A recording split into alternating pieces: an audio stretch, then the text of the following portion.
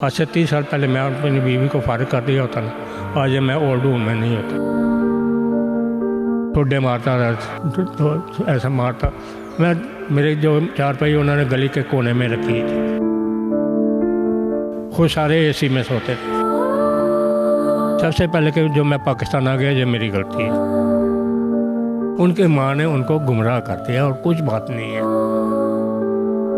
सोचता रहता हूँ ये मैंने गलतियाँ क्यों की। ईद आ चुकी है, आप सब लोगों को ईद की ढेरों मुबारकबाद। जहां बहुत सारे लोग खुशियां मना रहे हैं अपने बीवी बच्चों की हमरा, वहीं पर बहुत सारे लोग ऐसे हैं जिनके बीवी बच्चे तो हैं मगर वो तन्हाई में किसी ओल्ड एज होम में अपनी ज़िंदगी के आखिरी अयाम गुजार रहे हैं। मेरे साथ हनीफ साहब हैं। हनीफ साहब ने बैरून मुल्क बहुत सारा पैसा कमाया, इन्होंने अमीरी देखी 40 साल, और फिर क्या ऐसी वजह बनी कि ये आज इस जगह पर अपनी ज़िंदगी गुजारने पर मजबूर हैं। हनीफ साहब गले लगे। बहुत बहुत ईद मुबारक दे आपको, बहुत बहुत खैर मुबारक, खैर मुबारक। अल्लाह पाक आपको खुश रखे, आमीन। आपके लिए आसानियाँ पैदा करे। मैं जो भी कहते खुश हूँ, अल्हम्दुलिल्लाह अल्हम्दुलिल्लाह, मैं बहुत खुश हूँ। दुख को करीब नहीं आने देते। ना ना ना, दुख तो मैं समझता है ही कोई नहीं, दुख का नाम ही नहीं है हमारे पास।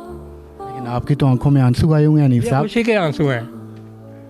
ये सारे मेरे बुजुर्ग, मेरे दोस्त हैं, मेरे बुजुर्ग हैं, मेरे भाई हैं। हम लोग आपस में गपशप करते हैं, लूडो खेलते हैं, कैरम बोर्ड खेलते हैं, सारा कुछ अच्छा कर। तो हमें और क्या चाहिए। हनीफ साहब, आप किस मुल्क में रहे?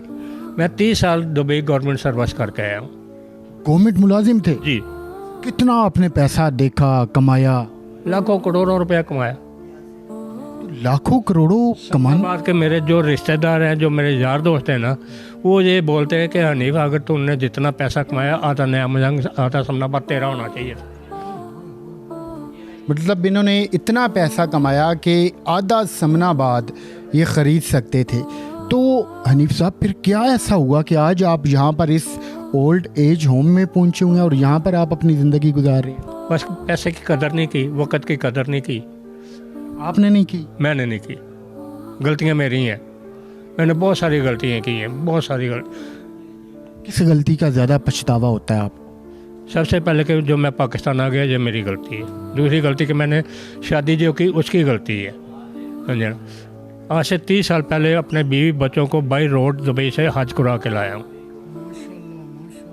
6 साल का मेरा बेटा था जब उसने हज किया। 2 साल की मेरी बेटी थी जिसने हज किया। तो जिनको आपने बाई रोड हज करवाया वो लोग किधर हैं? वो अपने घरों में बैठे हैं। लोग उनको बोलते हैं कि भाई बाबा को क्यों नहीं लेके आते। वो बोलते हैं आप ही गया, आप ही आ जावे। क्यों ऐसे कहते हैं? उन्हें तो आपसे अब उनकी सोच है, अभी क्या कह सकते हैं। उनकी माँ ने उनको गुमराह कर दिया और कुछ बात नहीं है। उनकी माँ ने उनको गुमराह कर दिया हुआ है, उनके ज़हन वास कर दिए हुए हैं कि तुम्हारे लिए कुछ नहीं है बाप, कुछ नहीं है तुम्हारे लिए। सबसे ज़्यादा आपको प्यार अपने कौन से बेटे से है या फिर बेटी से है? मुझे चारों से बहुत प्यार है, और ख़ासकर मुझे मेरी बहू से बहुत प्यार है। एक मेरी बहू भी है, 3 मेरे पोते पोतियाँ भी हैं, और सबसे छोटे पोते से मुझे बहुत प्यार है, बहुत प्यार है। मैं दिन रात उसको याद करता हूँ।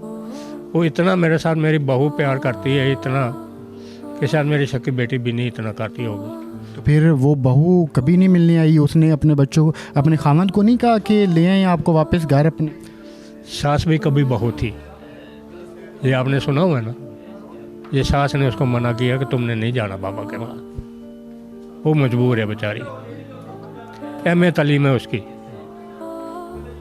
गांव की रहने वाली है, कि अच्छे माँ बाप की बेटी है वो। तो आपकी बीवी क्यों इतनी आपसे नफरत करती है? आपने तो इतना पैसा उनको दिया, सारा कुछ दिया।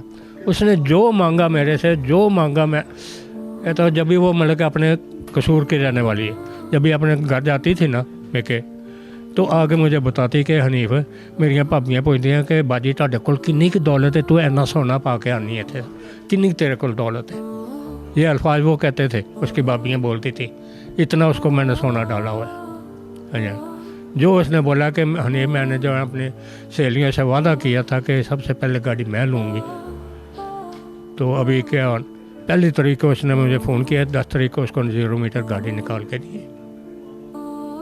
आपको कितना अरसा हो गया यहाँ पर इस ओल्ड एज होम में रहते? 1.5 साल हो गया या। 1 साल। हाँ जी। इस 1 साल में आपके घर का कोई एक मेंबर आया आपको मिलने के? मेरे एक भतीजा आया था, भाई का बेटा, वो मुझे यहाँ से लेके गया। उस टाइम से ओल्ड उधर था न्यू गार्डन टाउन में, तो काफ़ी समझाया उसने, इनको भी मेरे को भी, मेरे घर वालों। लेकिन वो उसने जो एक बात की ना, खैर मैं उसके साथ चला तो गया। उन्होंने बोला कि चाचा तू मेरे प्यो के बराबर है, मैं तेरा पुत्र हूं, तो तू मेरे कहते चल से, लेकिन घर जाके जड़ा ना तू अन्ना और गूंगा बन के रहना, घर के किसी मामले में बोलना नहीं आपने। है यार ये कैसे सुलह है कि बच्चे मेरे जो मर्जी कहें, बीवी मुझे जो मर्जी कहे, लेकिन मैंने गूंगा बनने रहना, आंखें बंद करनी है, ये कब तक कैसे होगा? बोलता नहीं बस आप मेरी इज्जत रखें, मैं आपको लेके जा। और मैं काफ़ी देर तक जो है ना गूंगा और बहरा बन के घर में बैठा रहा। जो आता है ठोडे मारता रहा, तो ऐसा मारता। मैं मेरे जो 4 पहिए उन्होंने गली के कोने में रखी थी, खुद सारे एसी में सोते थे। नाज़रीन, ये जुल्म की इंतहा है कि औलाद, वो औलाद जिन्हें इन्होंने इतने नाज नखरों से पाला, बाहर के मुल्क में रहते हुए अपनी औलाद को अय्याशी करवाई, अपनी बीवी को अय्याशी करवाई, और उन्होंने इनकी जो 4 पहिया वो गली की एक नुक्कड़ भी के ऊपर रखी हुई थी। अब यहाँ पर जब आप इस बिस्तर के ऊपर या इस बेड के ऊपर लेटे हुए होते हैं, क्या याद करते हैं, क्या सोचते हैं आप? बहुत कुछ सोचता हूँ, बहुत कुछ सोचता हूँ। सारी रात नींद नहीं आती मुझे, सोचता रहता हूँ कि ये मैंने गलतियाँ क्यों की। आज से 30 साल पहले मैं अपनी बीवी को फारिग कर दिया होता ना, आज मैं ओल्ड होम में नहीं होता। आज मेरे पास बंगले होते, कोठियाँ होती। आपके बच्चों को ये बात पता है कि आप उनसे अब भी इतना ही प्यार करते हैं? उनको पता है। क्यों नहीं आते वो लेने? मैंने आपको बताया ना, उनको गुमराह कर दिया हुआ है उनको। तो मैं 10 साल हो गए मैं इंग्लैंड से आया हूँ, 10 साल से मेरे घर में कोई मेरे साथ सलाम दुआ नहीं लेता। बेटी तो बाप का बड़ा मजबूत सहारा होती है, वो तो बाप का दुख सुनती भी है, बताती भी है, तो बेटी भी नहीं आई है हनीफ साहब? बेटी के सर पे मैं कभी हाथ रख के कोई बात करता ना, बोलती है ड्रामेबाजी न कर मेरे साथ। बेटी आपकी कहती थी अभी खुश रहा करे, ये तो बातें होती रहती है, ये जिंदगी है, दिन होता है रात होती है, इसी तरह ज़िंदगी तमाम होती है। नाज़रीन, आप यकीन करें कि मेरे जो ये रोंगटे हैं ये खड़े हो गए, और मुझे अब आगे नहीं समझ आ रही कि मैं हनीफ साहब से क्या बात करूं। और आप यकीन करें कि इस ओल्ड एज होम में हर बुज़ुर्ग की एक अलग कहानी है, एक अलग स्टोरी है। तो मैं अब भी हनीफ साहब के बच्चों से ये रिक्वेस्ट करूंगा, ये गुजारिश करूंगा कि खुदा के लिए इनको घर ले जाएं। ये वैसे यहाँ पर खुश हैं, बहुत ज़्यादा खुश हैं, साफ़ सुथरे कपड़े पहनते हैं, बेहतरीन इनको खाना मिलता है, इनकी हर ज़रूरत का यहाँ पर ख्याल रखा जाता है जो नहीं हमें यहाँ मिलती दुनिया की कोई ऐसी चीज़ नहीं। इफ्तारी अभी है ना, इतना माल होता है, इतना कि हम खा नहीं सकते। शहरी के टाइम 2-2 परोठे मिलते हैं, दही मिलता है, जितना कोई खा सके, चाय मिलती है अल्हम्दुलिल्लाह। और इफ्तारी के टाइम इतना फ्रूट होता है, इतनी फ्रूट चाट होती है, दही पल्ले होते हैं, शरबत होता है, पिज़्ज़े होते हैं, इतने कि हम सोच भी नहीं सकते कि इतना खाएं।